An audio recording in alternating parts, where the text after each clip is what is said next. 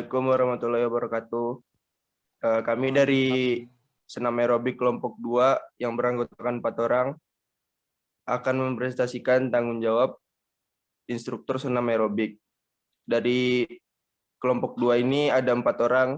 Yang pertama itu ada Eva Ayu Aditya, yang kedua ada Fandi Ahmad Kurnia, yang ketiga ada Tarik Alwin, dan yang keempat ada Adani Fakih. Di sini mempresentasikan tentang tanggung jawab instruktur senam aerobik. Apa-apa saja tanggung jawabnya. Kompetensi yang harus dimiliki instruktur senam aerobik. Yang pertama itu harus memiliki keterampilan fisik, menguasai materi tentang senam aerobik, memiliki pemahaman tentang anggota tubuh dan fungsi-fungsinya, memiliki jiwa seni, memiliki kemampuan berkomunikasi yang baik, memiliki jiwa kepemimpinan, memiliki simpati dan empati, memiliki rasa humor dan mudah bergaul. Dan yang terakhir itu mengetahui keamanan serta memiliki kemampuan pertolongan pertama pada kecelakaan, yaitu P3K. Seorang instruktur itu sebaiknya datang 15 menit sebelum senam dimulai, yaitu untuk melakukan persiapan sebelum dimulainya senam aerobik. Tujuan program senam aerobik akan tercapai apabila seorang instruktur itu datang lebih cepat daripada pesertanya.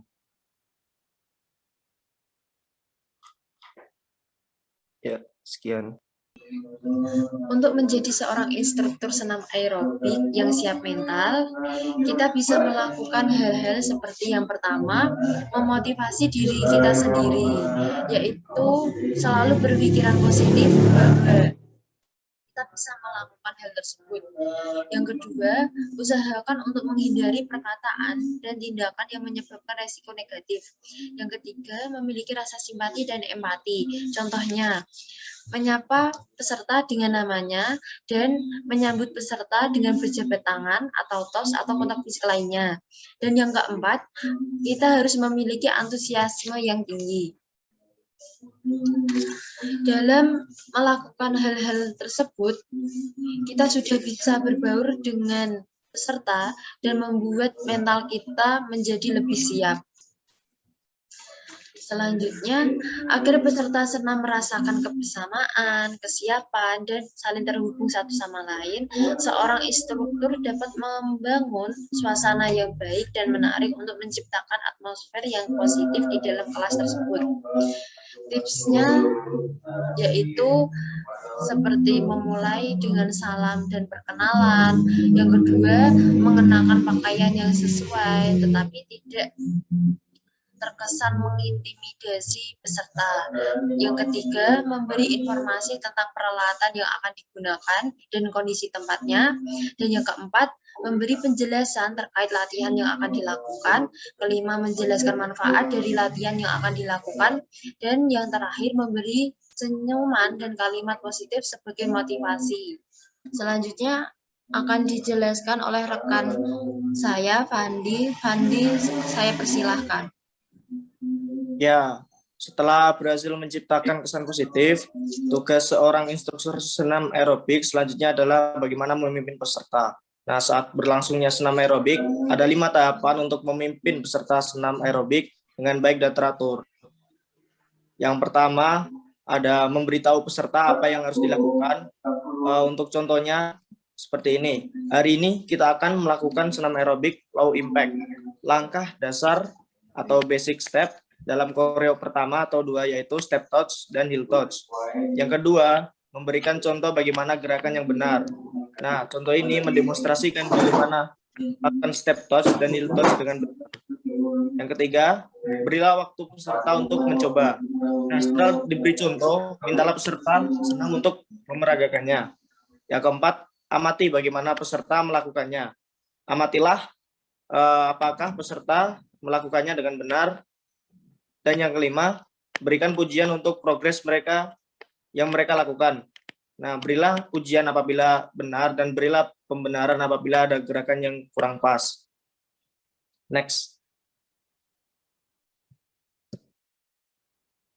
Nah, seorang instruktur harus memiliki strategi untuk membuat semua peserta nyaman dan melakukan senam aerobik. Dalam melakukan senam aerobik, dari peserta yang sudah mahir maupun yang pemula.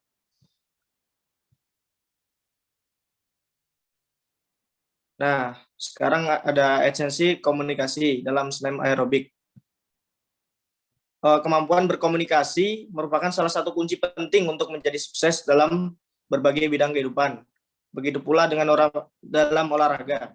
Dalam senam aerobik, komunikasi antara instruktur dengan peserta senam harus berjalan dua arah, yang berarti segala bentuk informasi dan panduan gerakan yang disampaikan instruktur mampu dipahami dan direspon secara positif oleh peserta, sehingga mereka pun dapat mengikuti gerakan senam aerobik dengan benar sesuai irama.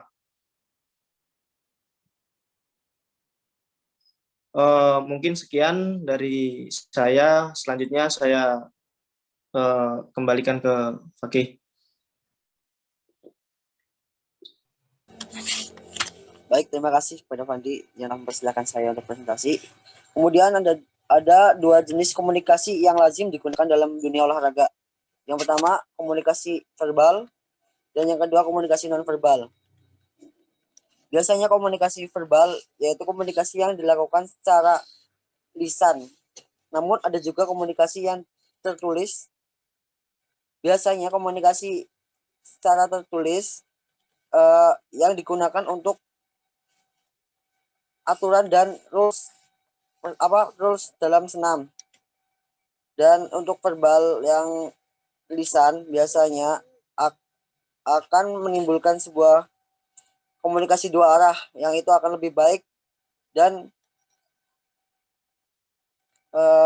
tergantung hal itu dapat meningkatkan kedekatan instruktur dan pesertanya.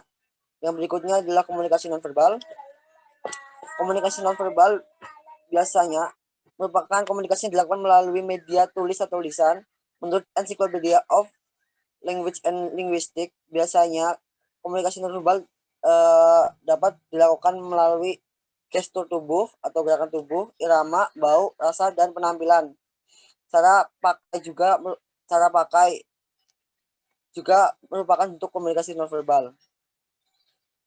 Next. Yang harus dilakukan instruktur senam digunakan guna untuk menunjang performanya. Yang pertama, mampu menarik perhatian pesertanya. Dan yang kedua, mampu memberikan instruksi yang mudah dipahami dan dimengerti peserta.